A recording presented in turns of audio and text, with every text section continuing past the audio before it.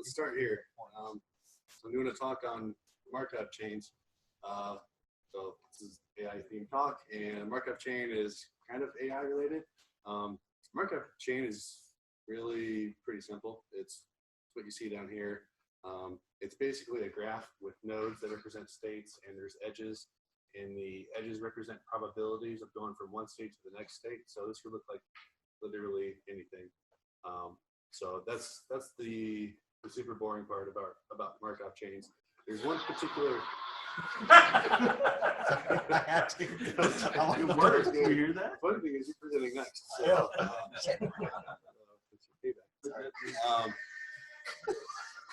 Oh no. So there's one particular implementation of Markov chains that are actually funny. I think it's funny.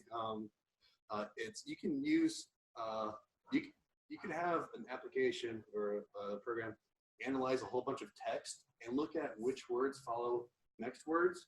Basically, look at someone's syntax and grammar, and each word represents a node in this graph, and the edges between the nodes represents the probability that they're about to say the word following that one instead of this one. So basically, it's a way to emulate someone speaking. So I downloaded all my blog posts, crammed it into an application, fired up a Markov chain thing that I stole off the internet. And so I generated a random sentence. And this is completely random, but it's seeded from my data, or from my words. So my description of time and over again in a selector is very similar, but only function, sometimes unknown. So it's a lot of the times it doesn't make a lot of sense. Sounds just like you. One may not recomputed whenever the language is concise, and another function tree of impossible states, impossible because pure function. Obviously. Sounds like a salesman. Right. So that's one way to do it. I actually I took a week's worth of general chat and did the same thing. So this is a week's worth of general chat. Extra fun skating, but luckily you're a VM running for general developers, etc. With four-wheel drive, it's the number of church to sit in Steve office. If you're technically correct, it's not a huge threat to the experiment upon this.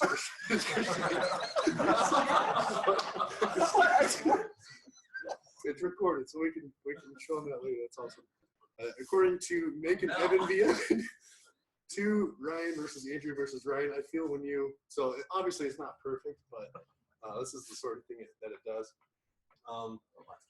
So there's two kind of downsides to something like this implementation. One is it only works with really short text. If I were to generate like 4 paragraphs, it'd be completely nonsensical. So like 1 or 2 sentences are what I'm looking for. Also, it's not really like a high level of literacy or reading skill. So that's kind of another drawback. But if I jump into my presentation, so it was basically low literacy rate and very short text.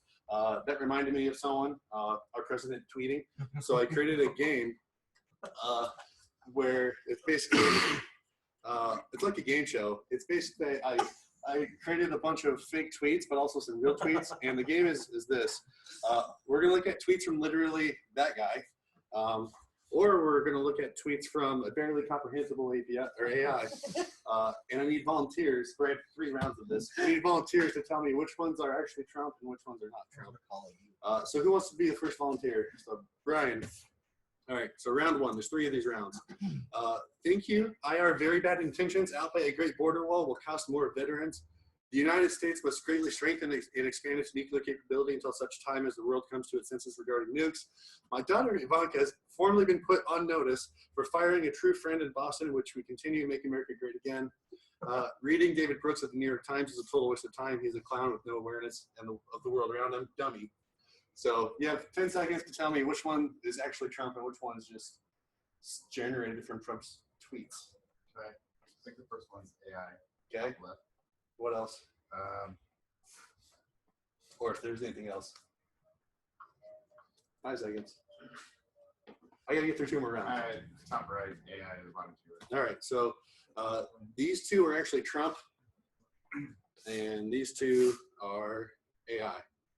So it gets a little bit better here. Who wants to do the second round? All right. You're first. Okay. I would like to wish everyone, including haters and losers, of which sadly there are many, a truly happy and enjoyable Memorial Day. Join me to marginalize lies. Any negative polls in conflict with my full cabinet is still lost. Was Obama too soft on innocent people? Very good talks. Played golf today with bad intentions. Rosie, I feel sorry for Rosie's partner in love, whose parents are devastated at the thought of their daughter being with Rosie, a true loser. So which one's top left and bottom left are real, and I think the other three are fake. okay? So Please tell me you didn't do the top left. top left. So these are the AI ones. So yes, he did do the top left. Yeah, and so those two. So you win. You're beating Brian. So one more. Who's the last follow one? her, don't You got 5. I got 4. One more volunteer. Keith. All right, this one's the hard one. The NSA and CNN are making up stories and sources. Obamacare continues to marginalize lies. Terrible jobs report just recorded. Only 38,000 jobs added. Bombshell. Very un-American. Crimea was taken by a star. Any negative polls are fake news wow. media. That's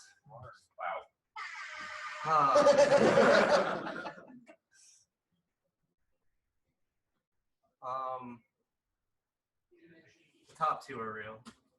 On the left. Oh, these two are real? All right, so actually this one is the only one that's Trump. And all the other ones were completely made up. Although I think this one's just his subconscious speaking, but yeah, so it's actually not too bad once you cherry pick the good ones. He also hit the bottom one. He's spoken. He just did. Yeah, I don't know if he said it explicitly, but it wouldn't surprise me if he did. So anyway, that was the game show. Congrats everyone. Art wins. Good job. So is there more that it can do other than making fun of Donald Trump? Yes.